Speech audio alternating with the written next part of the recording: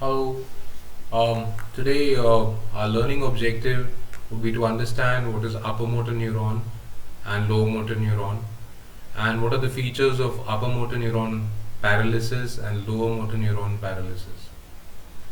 We'll be doing this with the help of a clinical problem, one of upper motor neuron lesion and one of lower motor neuron lesion. To explain this, we have first a PowerPoint and then we have two cases. So first let's go to the PowerPoint. The upper motor neuron lesion would be any lesion that is affecting the upper motor neuron tract, and similarly the lower motor neuron lesion is anything which is affecting the lower motor neuron tract. So anything which is above this anterior horn cell, which is there in the spinal cord, is called the upper motor neuron. So we know that the motor tract is a descending tract which arises from the motor cortex, the pyramidal cell, and as the current descends to the medulla, it crosses over 80% of the tracts and it goes in relays to the anterior horn cell. This tract from the motor cortex to the anterior horn cell is called upper motor neuron. Any lesion affecting this tract is called therefore upper motor neuron paralysis. The symptoms and signs we'll be discussing. The tract that is below the alpha motor neuron or the anterior horn cell going into the tissues from this anterior horn cell is called the lower motor neuron, and any lesion affecting the lower motor neuron is therefore called lower motor neuron lesion. Now, the question that comes to you is differentiate the signs and symptoms between upper motor neuron lesion and lower motor neuron lesions. And to understand that, we will be discussing a case in which there is a person by the name of Mr. A. Gurung. He is a 70-year-old male who fell in the bathroom one morning and he was found to lie on the floor awake and alert. So the fall did not make him lose his consciousness. But unfortunately, he was unable to move his right arm and leg. So he has right-sided full body paralysis. I mean, not full body, but right-sided full paralysis, which is therefore called right side hemiplegia. He has been hypertensive. This is his history of blood pressure 220 by 110 millimeters of mercury. But it is well controlled with medication, 150 by 90 millimeters of mercury. He states that recently he had some minimal difficulty in maintaining his balance. On neurological examination, we find that there is nearly complete paralysis of the right arm, right leg, which could be elevated only slightly. Strength on the left side seems to be perfect and normal, and left leg could be raised by 45 degrees, which is a straight leg raising test. There are few flickers of motion in the biceps and triceps. And when we do the reflexes with the knee hammer, the patellar hammer, we find that the monosynaptic reflexes are brisk on the right side. Right biceps, right triceps, quadriceps, gastrocnemius are brisk, and the MSRs, the monosynaptic reflexes, are normal on the left side. The Babinski sign is positive on the right side. So what is Babinski sign? This is another question. Now, just digressing before we go on to the answers to these questions of whether it's upper motor neuron or lower motor neuron, what is the site of the lesion. The nervous system has been described in the Gita in verse 1 of chapter 15, which says, Urdhvam Mooladham Shakham Ashwatham Prahuravyam Chandasi Yasya Parnani Yastam Vedasa Vedavid, which means the wise speak of an eternal Ashwatha tree. Ashwatha is the fig tree, with its roots above and boughs below, whose leaves are the Vedic hymns. He who understands this tree of life is a Veda knower. Now this is very cryptic, the language, but basically the human mind and body is the tree of life. The spinal cord being the trunk of the tree. The roots are basically nothing but, the upper motor neuron, the nerves or the coming out from the motor cortex downwards, and the lower motor neuron are basically the branches, the nerve branches extending throughout, distributing the sap of life to the organs and the muscles, so on and forth. So there's actually a small, song in like a nursery rhyme which is very easy to remember. It says, "From brain to body thou dost flow, from brain to body thou dost flow," which is upper motor neuron. "From vertebrae root thou dost shoot, from vertebrae root thou dost shoot," which is lower motor neuron. "The little cells are drinking, the little cells are shining." The little cells are drinking, the little cells are shining. So the corticospinal tract that we see from the cortex to the spinal cord, the alpha motor neuron, is the alpha motor neuron, which is we call the final common pathway, is the upper motor neuron. This entire tract, the lateral corticospinal and the ventral corticospinal. And the ulnar nerves, the radial nerves, the sacral nerves, and so forth, those are the lower motor neurons. Okay. So God forbid if there's any accident in the lower motor neuron, then that could lead to a form of paralysis called flaccid paralysis. However, the paralysis in these tracts within the spinal cord could lead to a paralysis which is called spastic paralysis. We'll be seeing why this happens, how this happens as we go along. So coming back to our case, Mr. Gurung, he basically, it seems that he has missed some of his medications, and because of which his artery which supplies the corticospinal tract, which is the lenticulostriate artery, that seems to have burst, because of which there is the tracts on the left side of his which is coming from the left motor cortex, as you can see in this diagram, to one point right here in an internal capsule. This point is very delicate, I should say, because only one artery supplies these entire fibers, and they seem to have kind of been compromised by the burst of the artery, which has basically caused a stroke to our patient. So that has caused the paralysis on the opposite side, because as we also know, these tracts, they cross at the level of the medulla. So that is the reason of the half-sided body paralysis in our hypertensive patient. We must also understand that the person is suffering therefore from an upper motor neuron lesion, because it's above the alpha motor neuron of the anterior horn cell, and it's within the spinal cord. Now the site of lesion, as you all understood, is at the internal capsule, which is a capsule which basically lodges all the motor cortex which are coming from the corona radiata on the left side, and before it crosses at the level of the medulla, which is actually a depression where the neck meets the head. Now, before we go on to understand what are the other things, let us first identify what are the signs. First, there is paralysis on the right side, right arm, right leg. There are also the monosynaptic reflexes are brisk, and Babinski sign is positive. Now, what is Babinski sign? We'll be discussing. But try to understand this. You can visualize this picture. This is this patient who's lying, and you go to him and you ask him to move his right arm and right leg, and he says, "Doctor, I cannot move it because I'm paralyzed." And then you actually take his right arm and you try to move it, and it's as if he's carrying a 5 kg weight. I mean, you tell him that you're joking. I mean, you said you cannot move it, but then to move your arm, it's actually taking me so much force to move your arm. So this is called upper motor neuron type of paralysis. Sorry. So in this is hypertonia that is manifesting. Now the person cannot move his arm, but when you take his arm and move it, it's as if there's a tone, there's a tension in the muscles, and it takes a lot of force to move it. Now the question is, why does this force is there? Why are the reflexes also brisk? And why is the Babinski sign positive?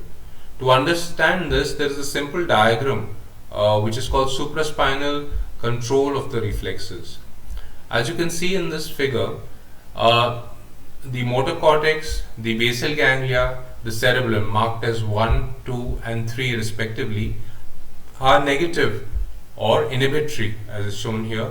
These are inhibitory areas to the reflexes, and if the influence of these areas, including the reticular formation, the medullary part, is kind of lost in upper motor neuron, it will lead to an increase or hypertonicity and also exaggerated reflexes.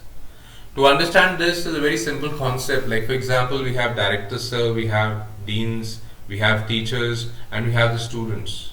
If directors, sir, and deans and teachers are not there, the students will be hyper. They will be chaos. They'll be erratic.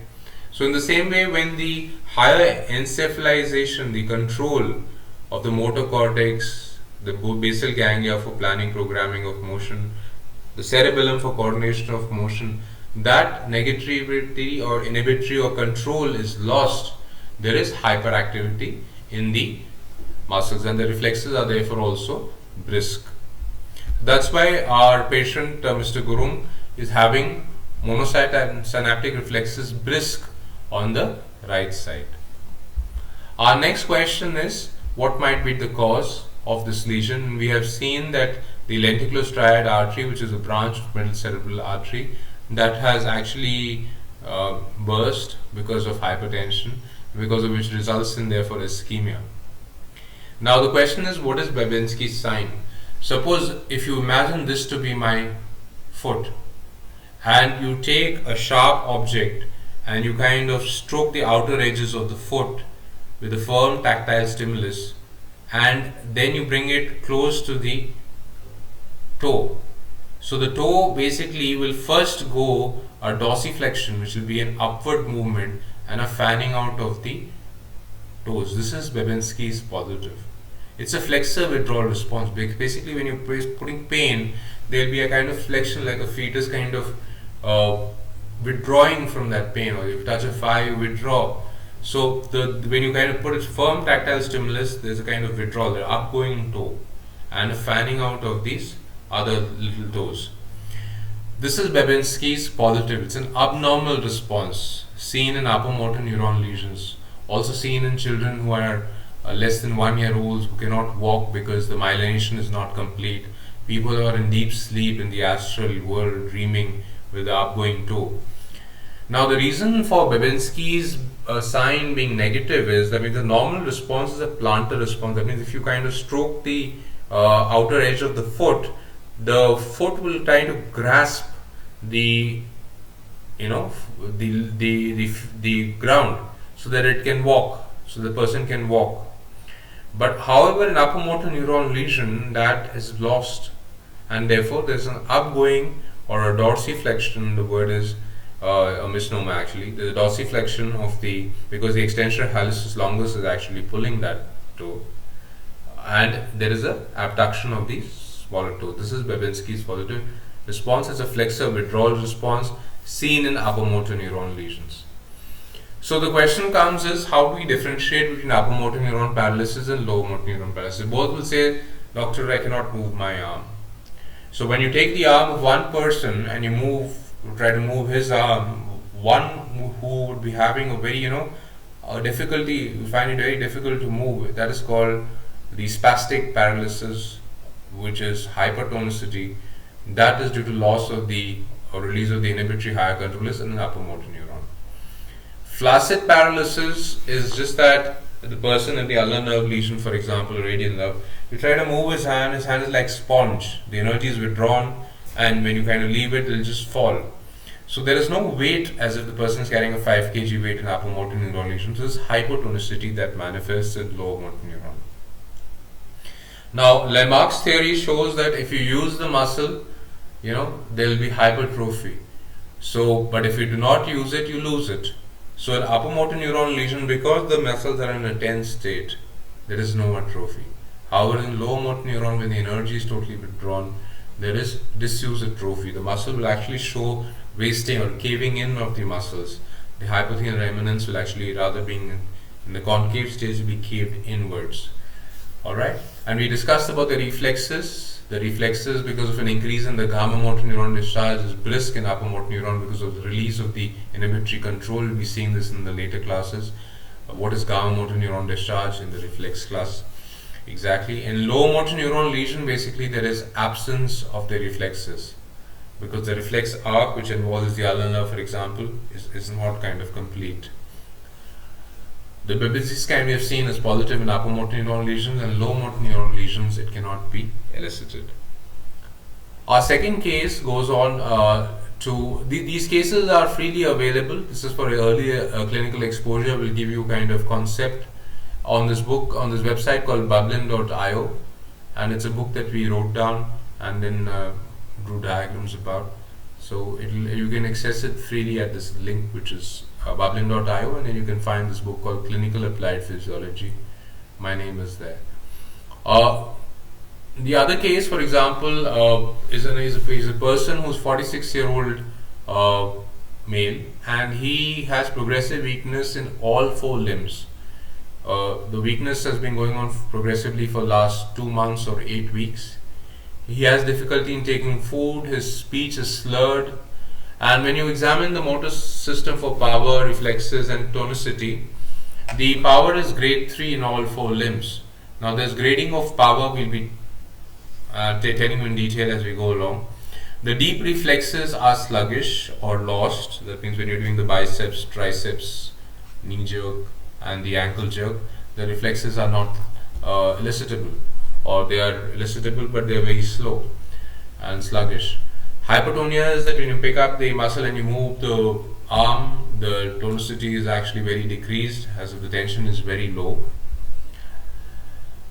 This is a diagram of upper motor neuron and lower motor neuron, again in a different form. From brain to body, it outdoors flow to the alpha motor neuron cell, which is upper motor neuron in the spinal cord, and from the spinal cord outwards to the muscle is the lower motor neuron. From vertebrae root, the outdoors shoot.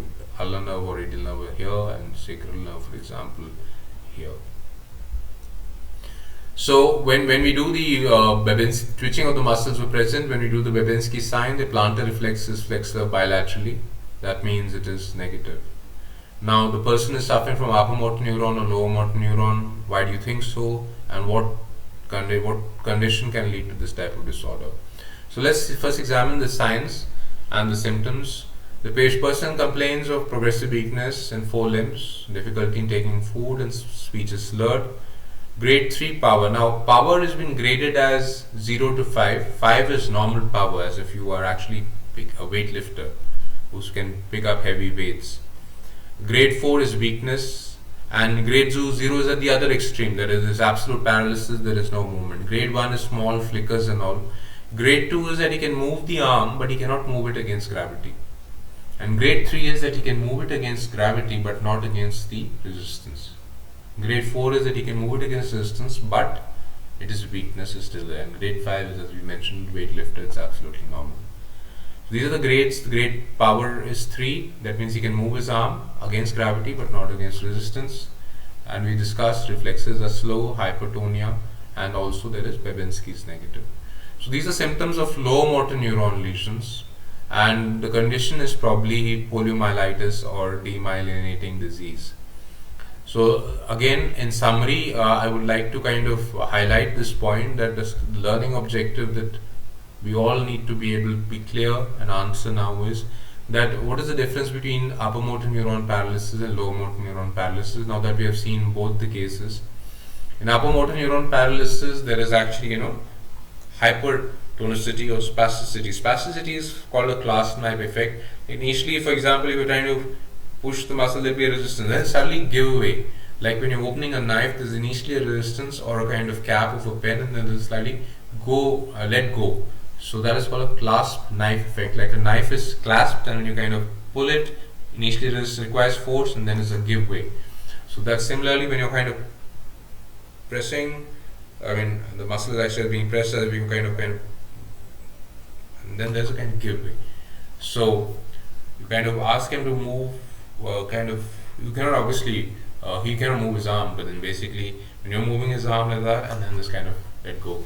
That is called spasticity. It's different from rigidity. Rigidity is kind of in both the agonist and the antagonist. When you're kind of moving his arm, there can be uniform kind of rigidity in muscle. There will be no let go at the end. So in spasticity, the difference is that it will be let go like that, and rigidity, there's a kind of movement which is kind of constant all throughout. So both spasticity and rigidity is seen in upper motor neuron paralysis, one in extrapyramidal tracts and the are the pyramidal tracts. We'll be seeing what they are in the class on the descending tracts. We've also discussed that the superficial reflexes, though lost in both, the deep reflexes are exaggerated in upper motor neuron due to loss of the inhibitory control. The Babinski sign is positive in upper motor neuron lesion. There is clonus in upper motor neuron paralysis, whereas lower motor neuron paralysis, there is no clonus. Clonus is basically the alternating contraction and relaxation of the muscle. For example, if this being the hand, if I was to or the ankle was trying to move it backwards like this muscle will go into alternating contraction and relaxation. Now, this is another sign of hyperactivity of the muscle because of loss of inhibitory control from the higher centers of motor cortex, basal ganglia and cerebellum. As we discussed, muscle atrophy, there is disuse atrophy, whereas in lower motor neuron paralysis, there is wasting of muscles. And we know the cause is damage of the upper motor neuron tract, which are above the anterior horn cells, whereas in the lower motor neuron, there is basically damage in the anterior horn cells below the anterior horn cells, that is the lower motor neuron tract. So in summary, we had seen the difference between what is upper motor neuron, what is lower motor neuron, why the hemiplegia occurs because of the burst of the lenticular artery at the internal capsule, what is the supraspinal control of the reflexes whose loss leads to hypertonicity and hyperreflexia. We had also discussed the difference between upper motor neuron paralysis and lower motor neuron paralysis through two cases, one of poliomyelitis of lower motor neuron lesion and the other of the hypertonicity and upper motor neuron paralysis of the lesion which is present in the lenticular striate artery. Thank you so much. God bless you all.